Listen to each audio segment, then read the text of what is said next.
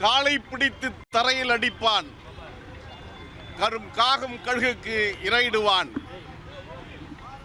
வெள்ளை வீரர்களை ஆலை கரும்பு போல் கொன்றளிப்பான் தீரன் சின்னமலை என்று வரலாறு வரவில் வைத்திருக்கின்ற நிகரற்ற வீரன் தீரன் சின்னமலை அவருடைய 221வது நினைவு நாளில் திராவிட வெற்றிக் கழகத்தின் சார்பில் எங்களுடைய தோழர்களுடன் ஒன்றிணைந்து அந்த மாவீரனுக்கு மலரஞ்சலியை செலுத்துகின்றோம். வெள்ளை ஏகாதிபத்தியத்தை எதிர்த்து களம் கண்டு பல போர்களில் வெற்றி பெற்றவர் கர்னல் மேக்ஸ்வெல்லை எதிர்கொண்டு வெற்றி பெற்று அவரை கொன்றொழித்த பெருமை தீரன் சின்னமலை அவர்களுக்கு உண்டு.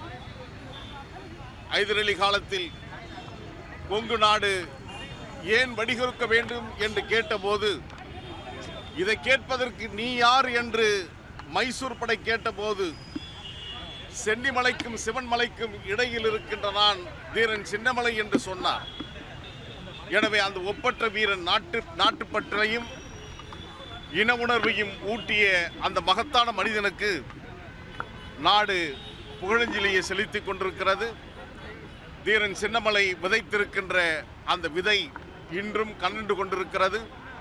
நாடோடி பாடல்கள் மூலமாகவும் கும்மி பாடல்கள் மூலமாகவும் மரணமில்லாத பெருவாழ்வை தீரன் சின்னமலை பெற்றிருக்கிறார். அவர் புகழ் ஓங்குக.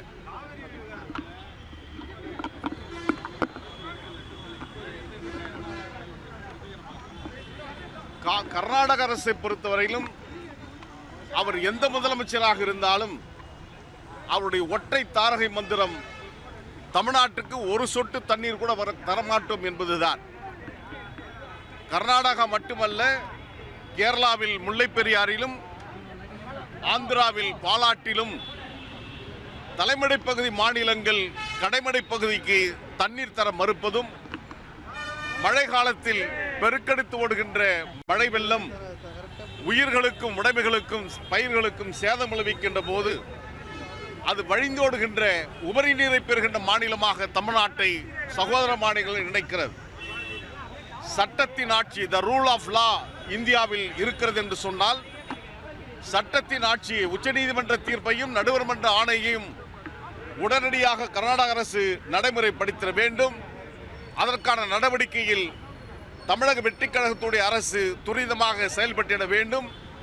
ஒன்றிய பாஜக அரசு கள்ளமௌனம் சாதிக்கக்கூடாது. சட்டத்தின் ஆட்சியை நிலைநிறுத்த உடனடியாக துரித நடவடிக்கை போர்க்கால அடிப்படையில் எடுத்து விவசாயிகளுடைய கண்ணீரை துடைத்திட வேண்டும் என்று திராவிட வெற்றிக் கழகத்தின் சார்பில் ஏற்கனவே நாங்கள் அறிக்கை கொடுத்திருந்தாலும் தொடர்ச்சியாக அதில் நாங்கள் களத்தில் இருக்கின்றோம். அட்சய பாத்திரத்தில் கையில் ஏந்தி அமுதத்தை அள்ளி அள்ளி வழங்கிய மணிமேகலின் வாரிசாக விளங்கிய விவசாயிகளின் கையில் பிச்சை பாத்திரம் ஏந்துவதை ஒருபோதும் நாடு வேடிக்கை பார்க்காது என்பதையும் இந்த நேரத்தில் பதிவு செய்கின்றோம்.